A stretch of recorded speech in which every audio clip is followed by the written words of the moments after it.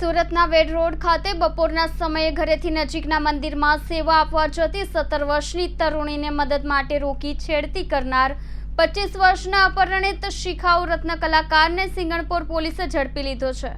મળતી માહિતી પ્રમાણે મૂળ બોટાદનો રત્ન કલાકાર તરુણીની છેડતી બાદ 4 કલાક સુધી રખડ્યો હતો અને એક મહિલાની પણ છેડતી કરી હતી। સિંગણપોર પોલીસની 4 ટીમોએ તેને ઓલપાડના ઉમરા ગામમાંથી ઝડપી લીધો છે।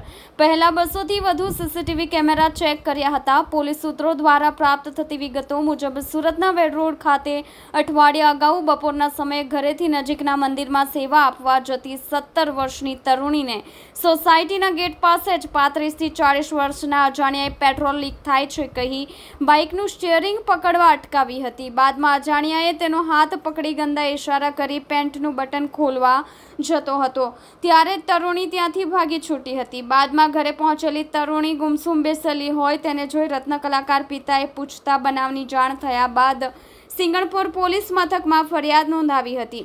છેડતી કરનાર અજાણ્યા યુવાનને ઝડપી પાડવા સિંગણપોર પોલીસે 2 જવાનોની 4 ટીમ બનાવી 200થી વધુ સીસીટીવી કેમેરા ચેક કર્યા બાદ છેવટે સંદીપ પ્રવીણભાઈ ગોટીને તેના ઘરેથી ઝડપી લીધો હતો।